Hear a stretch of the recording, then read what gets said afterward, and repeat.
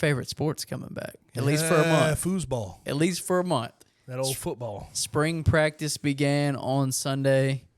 Real quickly. You have any pressing questions, sir? Real quickly. Day one. What are you looking forward to? Like, what do you want to see? Friday Night Stripes. Like, what are your biggest things that you want to see in that game going in towards the 23 season? You know what I want to see? Come on, brother. Come on, brother. The Big Uglies? Come on, brother. We got to see D-line. We got to see O-line, the size. And honestly, I think more than seeing what the size is and how they look, I just want to see who of the new guys can really make a quick impact. Because spring is when they get used to them. And by the time we get to Friday Night Stripes, you'll get a pretty decent look into what their rotation looks like on the D-line, what their O-line may look like come fall. So I got to see who emerges out of there. You know, is Chris Morris going to be one of the starting tackles for this team? Or like how do they go? Is Xavier Hill going to be an interior piece? Like how do they go about balancing this spring, learning quick, and where will they be by the time we get to Friday Night Stripes? Well, since you took the biggest storyline, I'll get a little more creative here. I'll be looking for playmakers to step up. 100%. That would have been my second, yeah. By the way. Demir Blankumsey, what does he look like? Tosky Dove, yep. But I think for Memphis fans especially, it doesn't matter. But who's going to be that guy that steps up? Because in years past, this time of year is when those budding stars started to come about.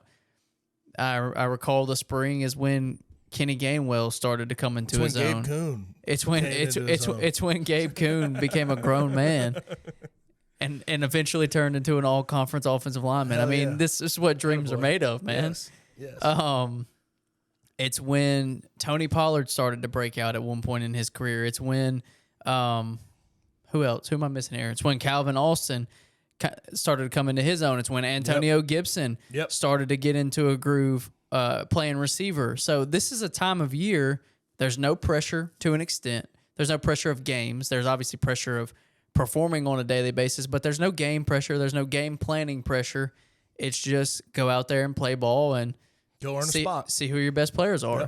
And they need playmakers to step up. They need guys that are going to lead them offensively this upcoming season. And even more so, you talk about playmakers. I want to see which playmakers create that synergy with Seth Hennigan early, because he's going to run the show. Yep. He's the starter next year. He's got to immediately, whoever's going to be on the field with him has to have the timing right, has to work with him outside of practice hours, those type of things. And another smaller one. We've heard Ryan, we've heard him talk consistently about a running back, a lead back that he wants. He doesn't want to rotate consistently.